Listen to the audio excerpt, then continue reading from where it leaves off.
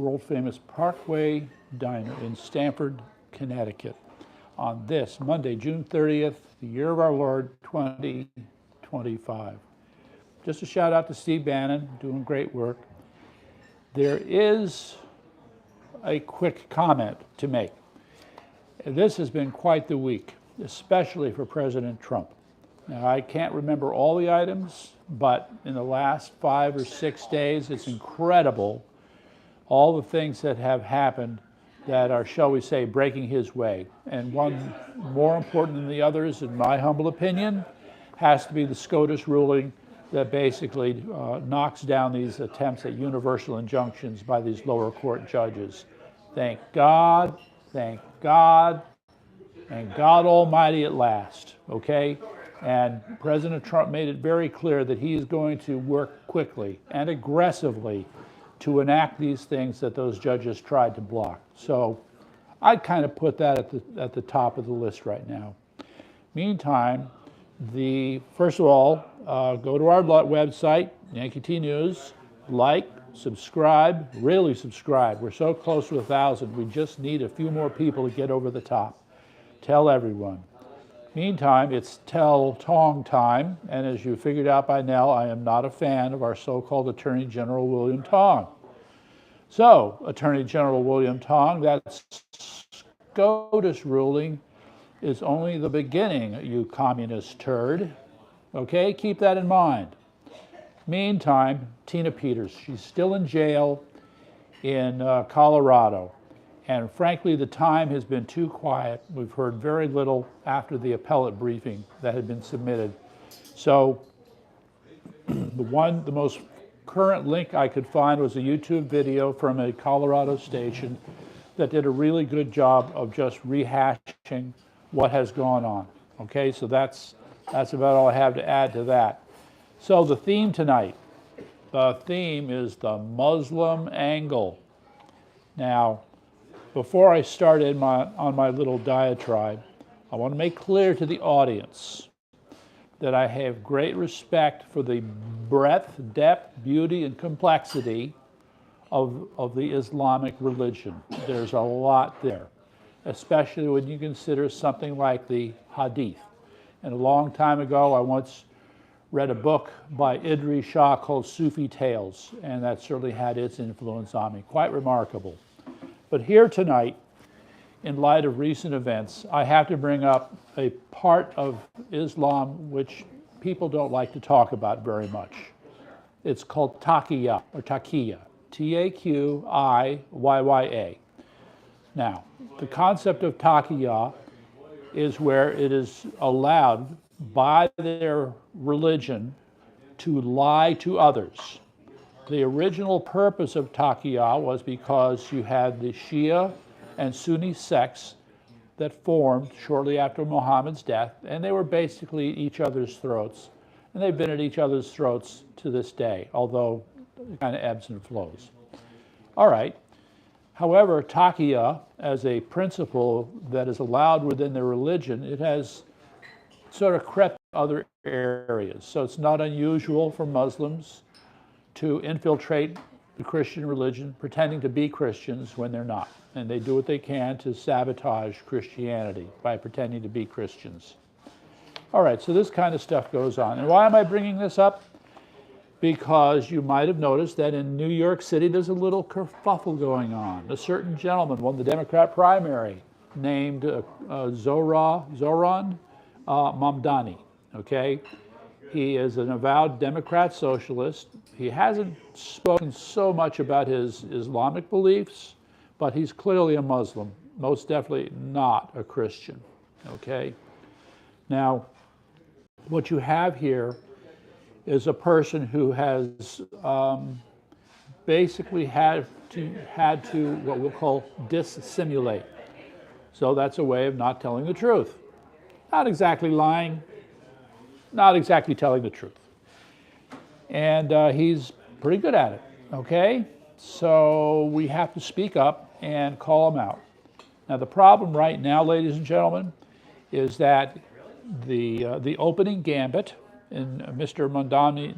Mamdani's campaign has been to introduce these sound good, feel good ideas like freezing rents, this idea of government-sponsored grocery stores, suggesting that somehow they're going to be cheaper.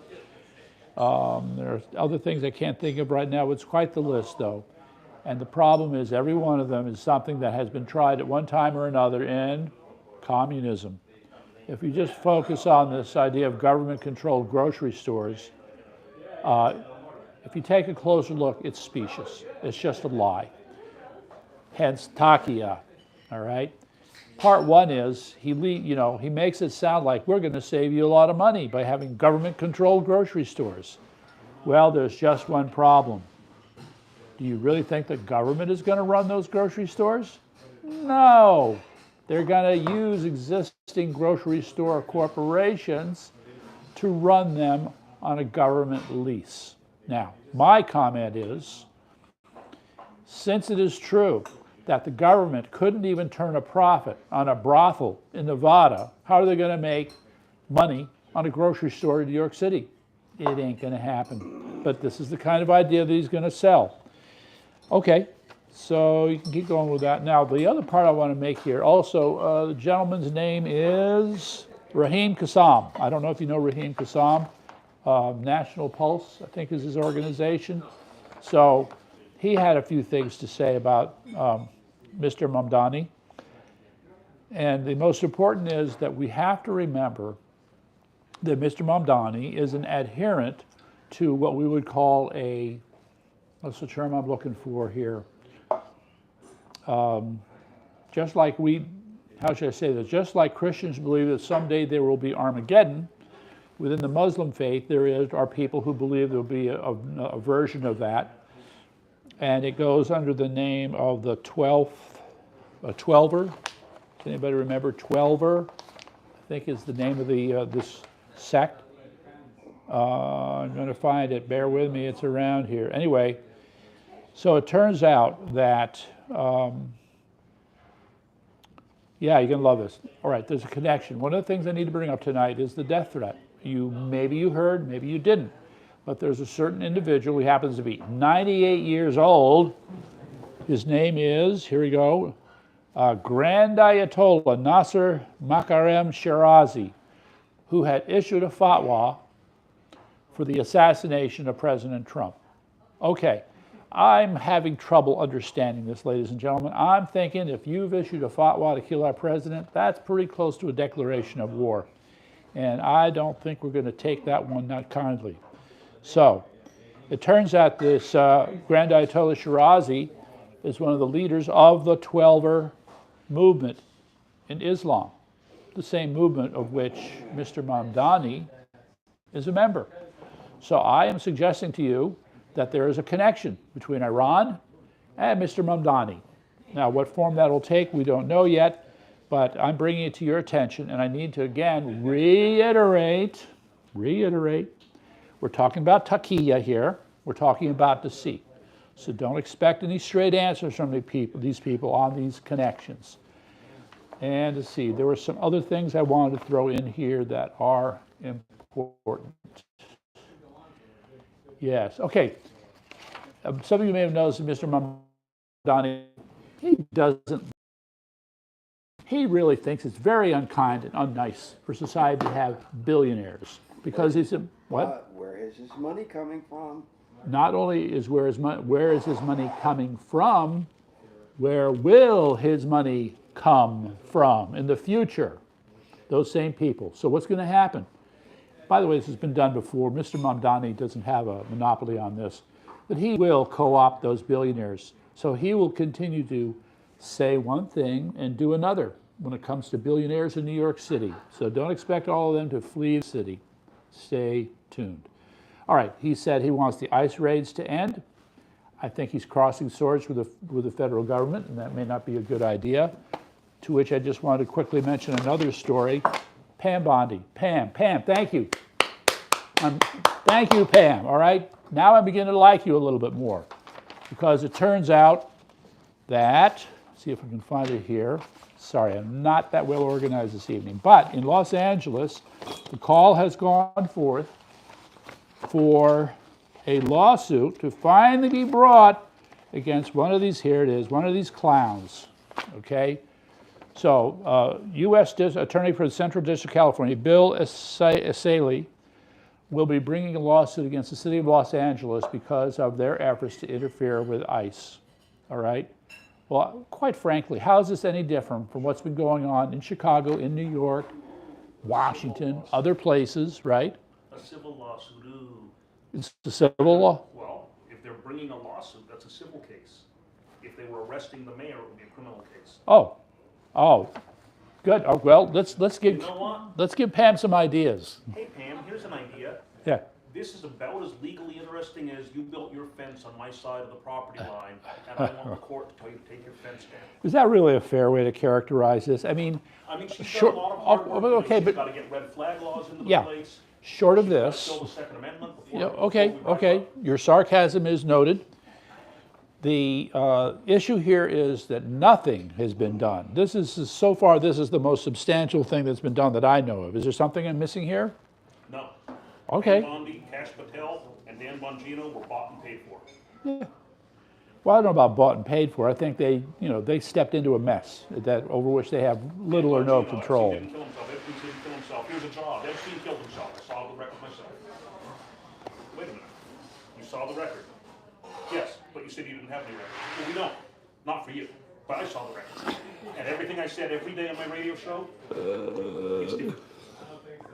And Okay. it's part of the record. Yes. Okay, I need to remind you, Eric, we need that two-camera shoot because we need to get Alan in on this, okay? This is not fair. I'll be kind. Maybe they've got naked pictures of him with a goat. All right, so let me just get through these other Mondani things really quick here. There's a suggestion that a lot of, quote, new voters suddenly showed up days before the primary to help him win. We want to know more about those new voters. There was more of an op-ed piece really suggesting that Mamdani is just another example of somebody who's hiding his hate, and very well. Then there's another piece. Well, these links will be up. You have to watch out for them. We're in the business of pinpointing Iranian terror cells. Meantime, as a reaction to all the things that Israel has done on Iranian territory, now they've been staging Iranian witch hunts and they're basically grabbing people off the street. And how they think they know who's guilty and who's not, well, it's up for question. There's a very curious link here about the person who was the Iranian prison boss in the prison that's holding political prisoners in Iran. Some of you may have seen the video clip that shows the prison door blowing off.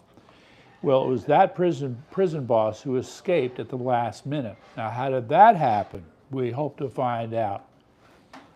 And that's the other. Millionaires are going to flee New York City. We think, yeah, we'll see. It's still early, right? We should really take a good look at this a month from now, because the question will be, will Mr. Mamdani's political capital go up or will it go down? And we don't know yet. But I will say it's surprising how many negative articles have come out about him. It's really amazing. Anyway, so for example, GOP demands a Department of Justice investigation into Mr. Mamdani's communist ties, as well as ties to terrorism. So we'll have to see. Senate blocks the Iran War Powers Resolution. He won't keep, and why do they keep playing this? I don't understand. Why do they keep playing this? He wants to tax white people more than everybody else. I don't know. That doesn't sound like a winning formula to me. Mamdani wants to tax white Wants to tax white people. All right. Did he actually say that? Yes, he did. Yeah. And CNN lodged, gave him a softball question. Yeah. As a follow-up. Yeah. Okay. Wow. Yep. So there you go. All right. Cops have threatened they will quit if Mamdani wins. There was one other thing here. Let's see. Yeah. So I got all through that. Now, I want to plant in your brain, dear audience, a phrase.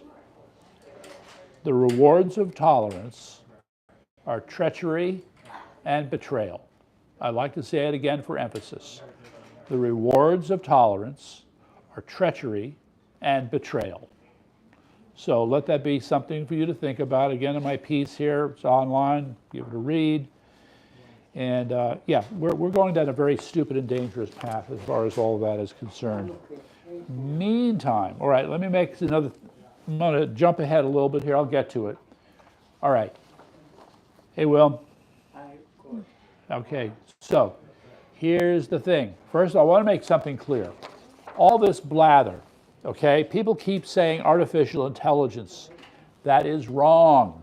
You're supposed to be talking about neural networks, not artificial intelligence. Just because it sounds nicer, I guess you people in the media keep using it, but it's a stupid, misleading way to handle it. But I just wanted to remind you that so far, there are at least 6 reasons why artificial intelligence just ain't ready for prime time, okay? How am I doing, Eric? Does that show up in there? Yes. Okay. They hallucinate, they lie, they tell you to kill yourself, they have dark thoughts about destroying the world, they create false, there's been various times of false information, non-existent information. So, yeah, the racism, this is the one that gets me. You keep having these articles, so they talk about how ChatGPT in its various forms keeps making comments that are just racist. Hatefully racist. This was one of the first complaints when this stuff started coming out about maybe 4 or 5 years ago. And so the best they can do is that they have to actually have a monitor who's censoring the comments that the language model is outputting. That's the best they can do. They have not been able to, quote, reprogram it so it doesn't make racist comments. Okay, there's a problem here. Let me just throw out another term, okay? These aren't just neural networks, they are sick neural networks. These are neural networks with an illness, and we're having trouble diagnosing it. Now, I can tell you why. I'll make it simple. You cannot reverse engineer neural networks. Cannot be done, okay? So you can try and fix it on the input end as much as you want, but if you can't understand what's going on in between, okay, it's like either hitting the pedal or the brake in the car, and you're getting weird performance, and you can't look at the engine. You cannot open up the hood, study the engine, figure out why the acceleration and braking are not working. Can't do it. It's because of the nature of the technology. Very frustrating that people keep this up. I mean, there's the desperation because they want to make money off of this.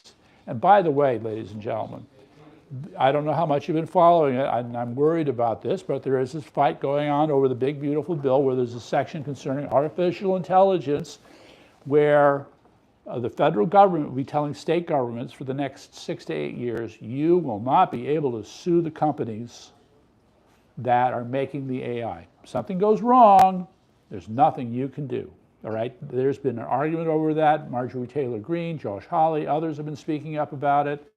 Well, didn't they do that with the vaccines companies too, but now? Yeah, it's the same idea. Right. Sure, okay. You couldn't sue the vaccine All right, companies. but again, so in this case though, the idea that you can't sue these companies, right? Another example, all right, bear with me. Another example was where you had these large language models telling kids to kill themselves. What? Yeah, how did that happen?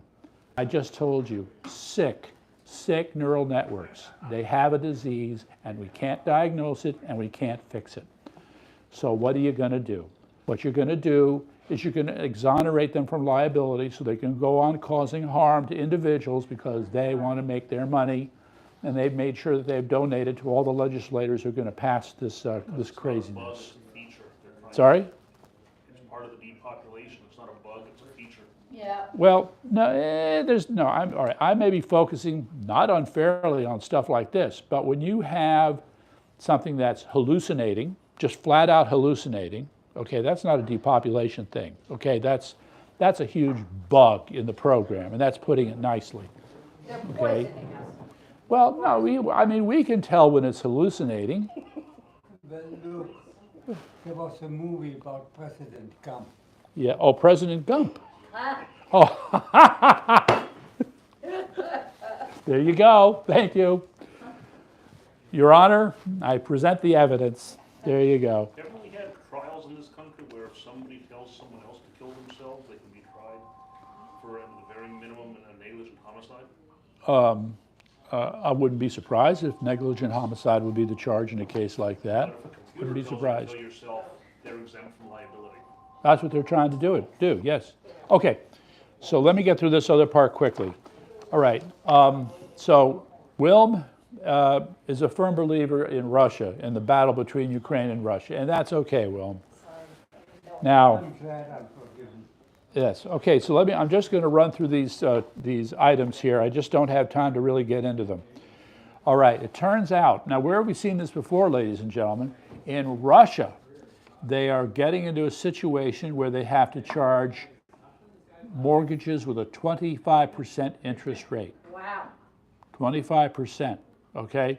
That's an economy that's not in good shape. So I just wanted to take you back in time. Under Carter and Reagan, we had interest rates that were, what, 17, 18%, and you had mortgages that were being let at that level.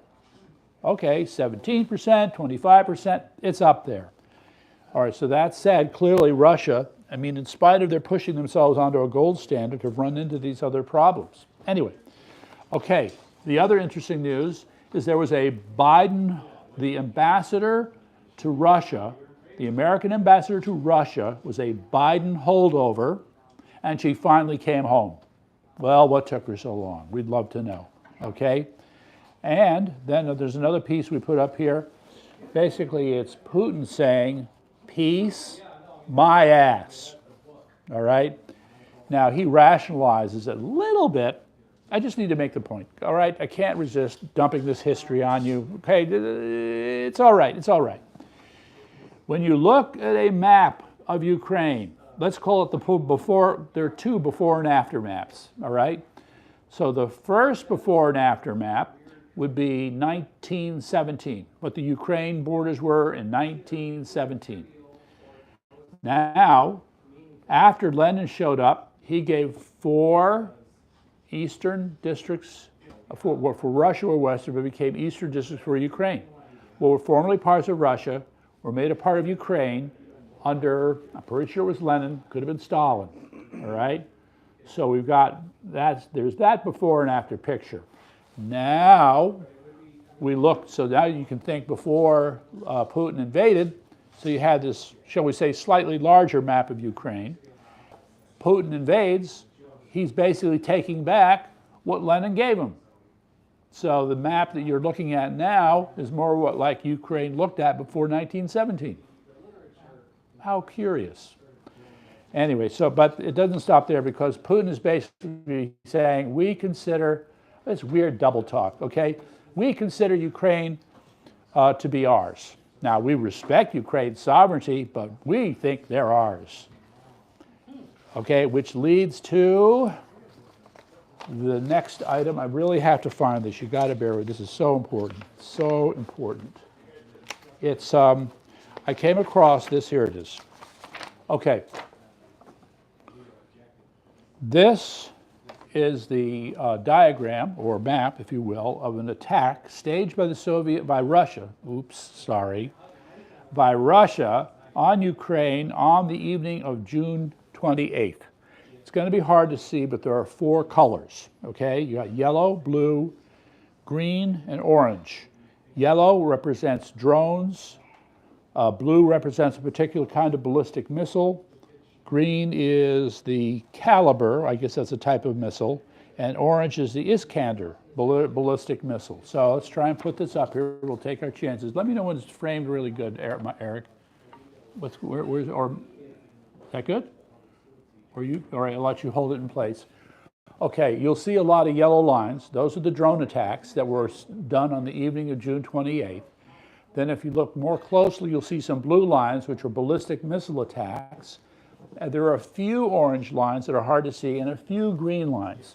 But the point is, all of this was done at that time. Okay, Russia attacked all of Ukraine. They weren't going after the borderline. It's all of Ukraine, okay? So what do you think? I'm thinking Putin says, peace my ass, right here, okay? So we've got ourselves a problem, Houston. Got ourselves a big problem. Okay, it's simple. If Putin really intends to take over Ukraine, guess what? The Baltic states, maybe Poland, we've got a problem, all right? So, yeah, I don't mean to carry on like this. All right, NATO abandons Ukraine. Ukraine hits Crimea. Again, Ukraine wipes out more Russian aircraft. Meantime, in the region of Kupiansk, there's an ongoing Russian slaughter. There's this area where they keep using the same attack over and over again, and the Russian soldiers keep getting killed and killed and killed. No one's learned anything. Then there's the story about a Ukrainian, where a Russian tank battalion was destroyed by the Ukrainians. Putin says he wants to cut back on military spending.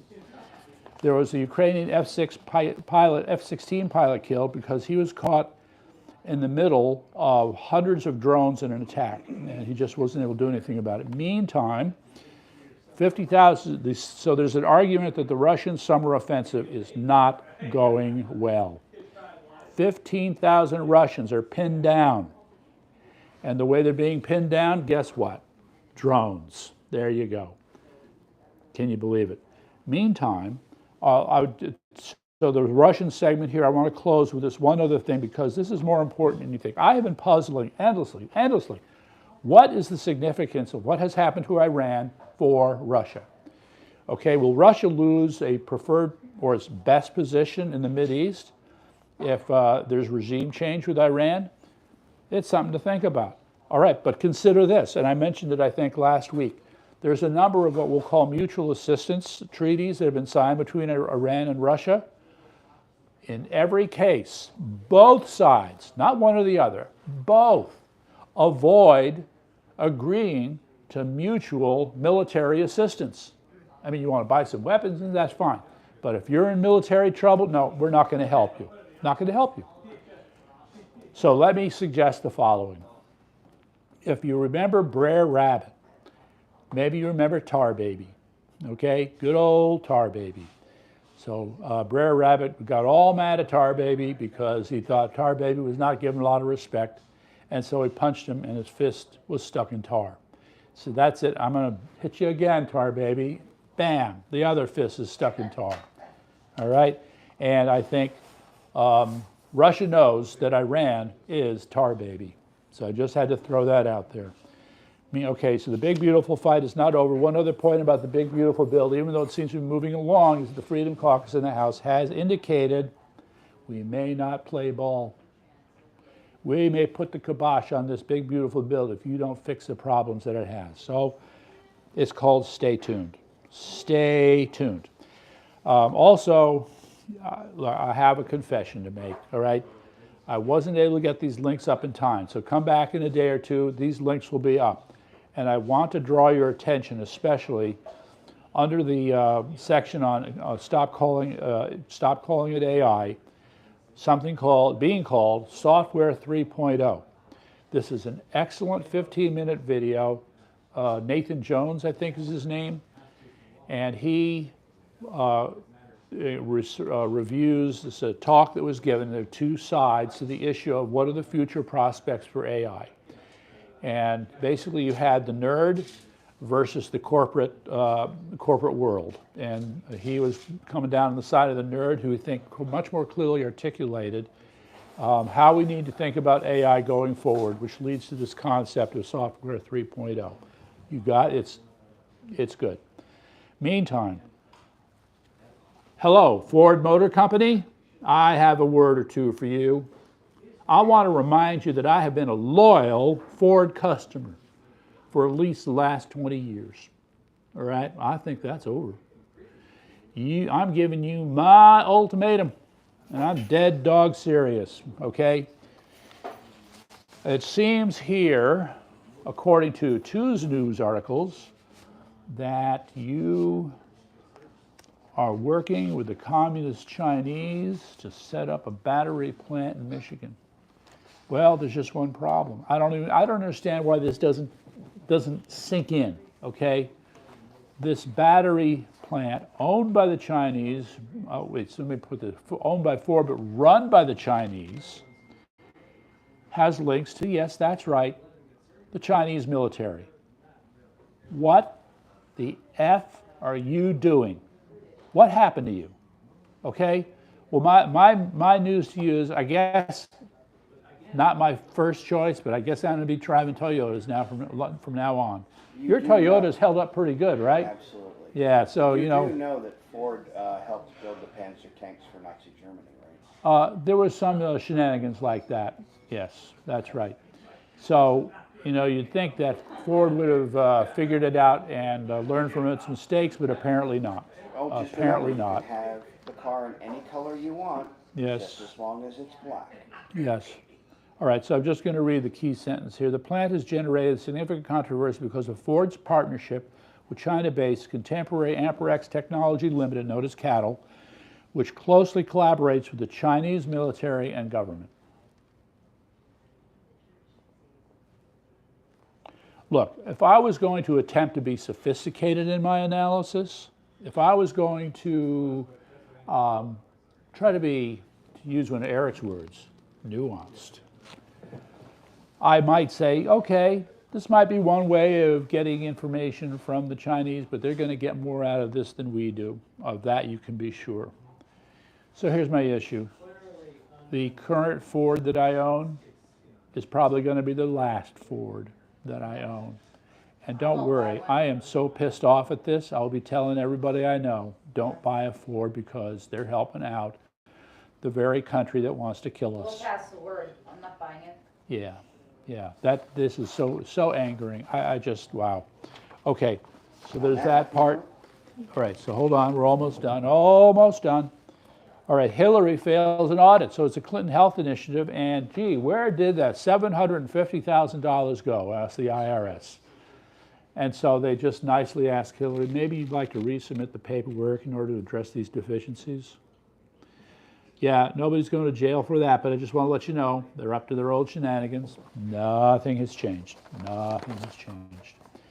And Tina Peters. Now, I had mentioned that the all we have right now is just a rehash from a local TV broadcast of the situation involving Tina Peters being in prison. Yes, it's a state jurisdiction issue. So yes, therefore, the federal government was really not in a position to do more than file a statement of interest in the case. But I have to believe there's more that can be done. So Pam, I'm telling you, I've mentioned it before, others have brought this up.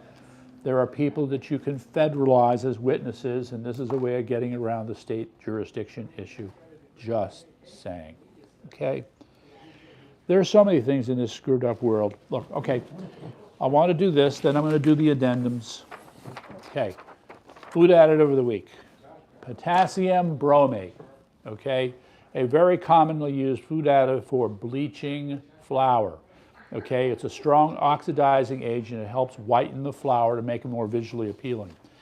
All right, so we've got two worlds here for those who would be aware of this. You have bleached flour and you have unbleached flour. This is an appeal to you, the dear audience, to never, ever buy anything that uses bleached flour. Look, they don't make a big deal out of it. They should make more of a big deal out of it. This is a carcinogen.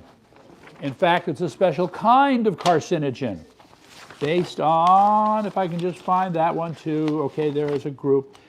It's called the Delancey Act. You may or may not have heard, or Delaney, the Delaney Act. I just noticed the carcinogen. They continue to use it. Blows my mind. Okay, so do your research on potassium bromate. And anything that has it, don't eat it. Don't drink it. Just sound advice. All right, meantime, where did it go? Where did it go? Where did it go? These people. This is stupid. This is annoying. This is, I just seem to have a nose for finding things that infuriate me. Okay, the title is UN Committee Tells Guatemala to Redefine Forced Pregnancy. Oh, really? And why would they ask that? Because the UN committee is really big on liberalizing abortion. So forced pregnancy will be one of those things, and if you redefine it, then you can enable more abortions. Yep, that's what they want to do. So that's just one. Check it out. And speaking of abortion, I have to tell you, in all my years, I would never, ever expect to find this story, but here it is. Norm Eisen, one of those people who like to follow the bouncing ball in the Democrat Party. Norm Eisen is the major architect of color revolutions such as those that happened in Ukraine and other countries. That's Norm Eisen. That's the same Norm Eisen who does his best to help abortion activists. So you're ready for this one. He is helping with a lawsuit on which they argue that those illegal aliens who are pregnant should be allowed to have the child. Let me think about this for a second. The same guy who's the world's biggest fan of abortion is now arguing against abortion for illegal alien women who are pregnant. Ponder this for a moment. Give these people enough slack and they'll hang themselves. Well, it's just the hypocrisy is breathtaking. That's the best I can say. And so the link for that will be up. You'll have to check it out. See, was there something I left out? The UN Community Sanctuary suit. That is pretty much it. And if you stuck around, I thank you very much. And remember to subscribe. All right, thanks.